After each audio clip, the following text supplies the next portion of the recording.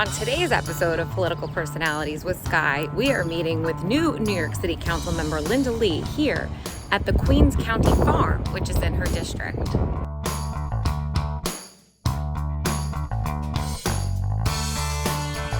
Linda, this is your district. Yeah.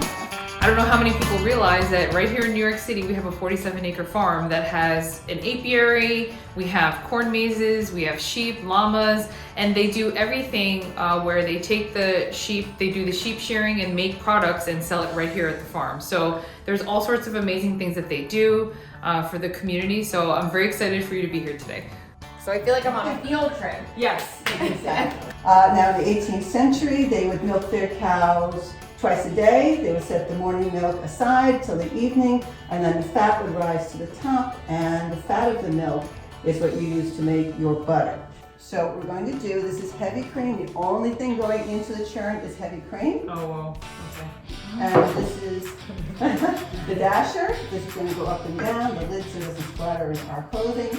And the dasher goes down, and all you're doing is moving the dasher up and down, and the molecules of fat that are in there start to speed up. As they speed up, they start to hit into each other. As they hit into each other, they will stick.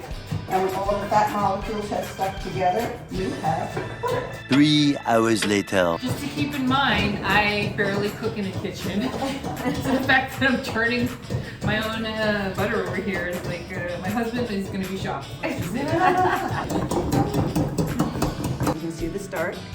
It's happening! Now I have a butter paddle, and I have it in my butter bowl. Press this down, and this is buttermilk. You can tell the color of butter. The darker yellow the butter is, that means that the cow has been eating fresh grass, because the chloroform from the grass will color the butter. Fresh buttermilk that we made. Yes. Cheers. Okay, cheers. Cheers.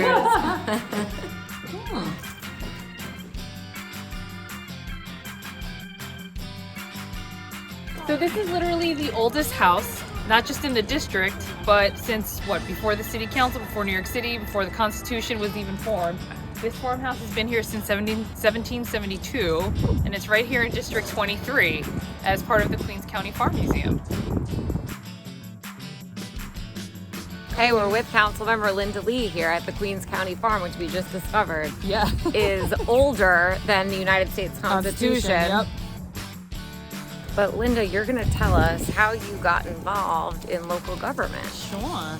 Well, I've always been in the nonprofit sector for the last 20 years or so, and was working at this local nonprofit called KCS, Korean Community Services.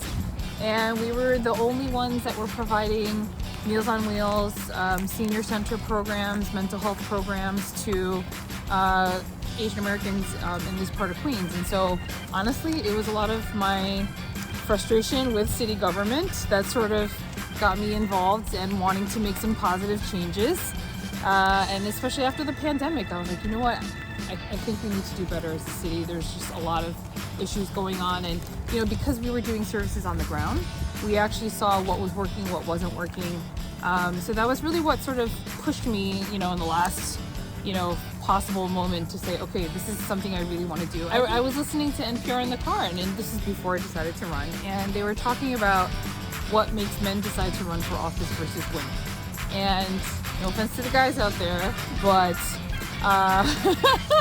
I need to be careful too, because I'm the first woman in this city council seat. But, okay.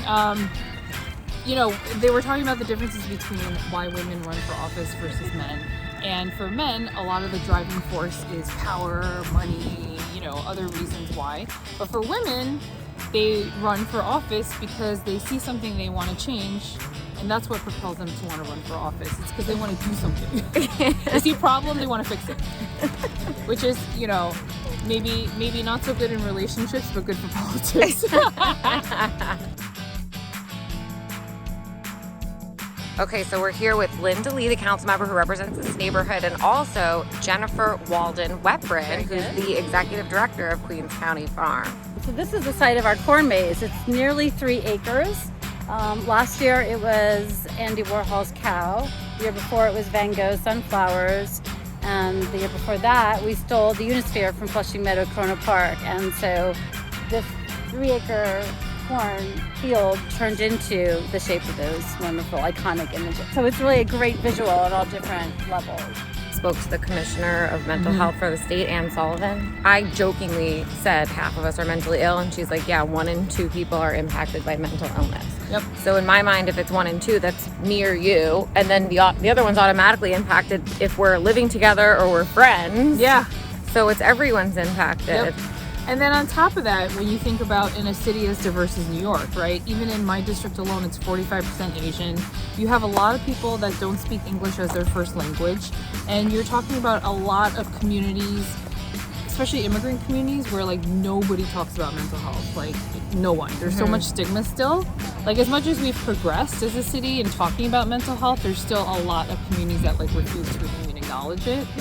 And so when you couple those layers and then add on top of that the language barriers and the fact that there's not enough mental health professionals, period, let alone folks that speak multiple languages, you know, this is why we have such a huge issue on our hands, because there's a big bottleneck of people that need services but are not going to get it. And something I've been thinking about is how do we think about this long term as well? So how do we partner with CUNY, SUNY, build scholarship programs to encourage more people to go into this line of work, where they can get scholarships or get their degrees either partially or fully paid for.